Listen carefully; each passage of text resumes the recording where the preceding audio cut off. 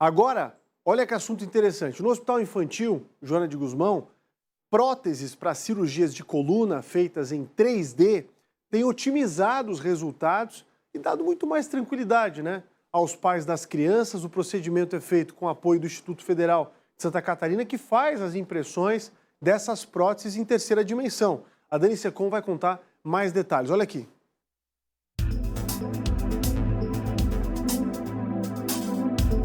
Que cirurgias são procedimentos complicados, a gente já sabe. E se o assunto são crianças, então operar os pequenos pode parecer uma tarefa quase impossível.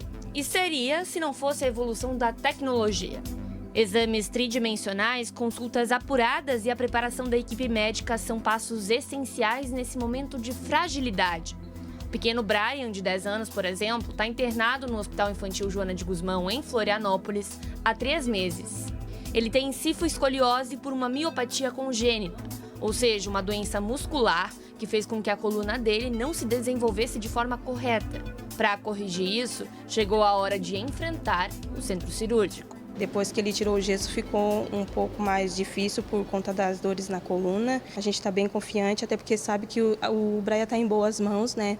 E não só com a equipe da ortopedia, mas também com os outros profissionais que estão acompanhando ele, estão fazendo de tudo para que esse procedimento seja bem sucedido.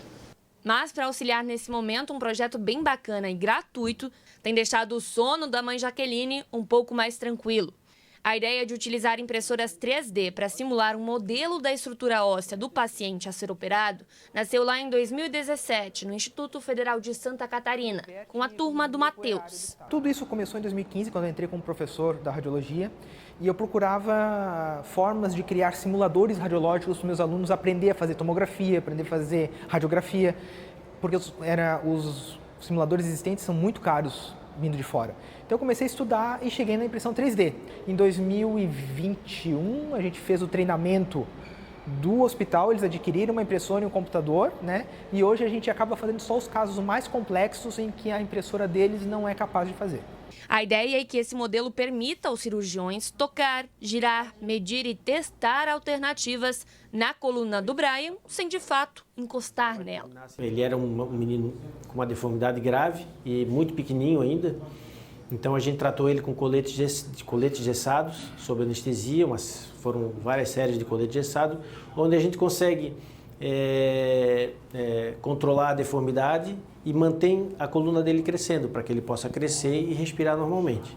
Porém, agora chegou num ponto em que o colete já não estava mais sendo suficiente para controlar a deformidade. E aí agora nós vamos para a cirurgia. Então nós vamos colocar, prender a coluna na parte de cima e na parte de baixo, colocar hastes entre essas duas partes e vamos fazer uma distração para corrigir parcialmente a deformidade. E a cada 6 meses, o plano é esse, a gente vai alongar um pouquinho para ganhar um pouco mais de crescimento enquanto ele chega perto do final do crescimento.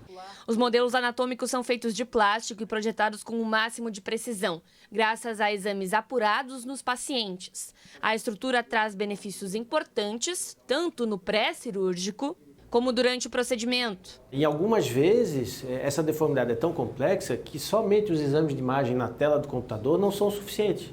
Então a gente, com os dados da tomografia, a gente pede para imprimir esses modelos 3D. Então no pré-operatório você consegue compreender a deformidade e aí você cria um plano de tratamento e de correção dessa deformidade. A gente já sabe e já prepara os locais onde nós vamos colocar os implantes, os parafusos, enfim. E aí você já tem todo o planejamento feito. Então, no segundo momento, que é no transoperatório, a gente usa o modelo como guia para a gente se localizar com relação à anatomia e também para localizar o ponto de entrada específico de cada implante. Isso traz um benefício muito grande, acelera muito o processo da cirurgia, a gente se torna mais preciso. Além da parte óssea utilizada no tratamento da ortopedia, a impressora também consegue reproduzir modelos de outras partes do corpo humano, como, por exemplo, a estrutura de um coração de um bebê de apenas 1 ano e meio.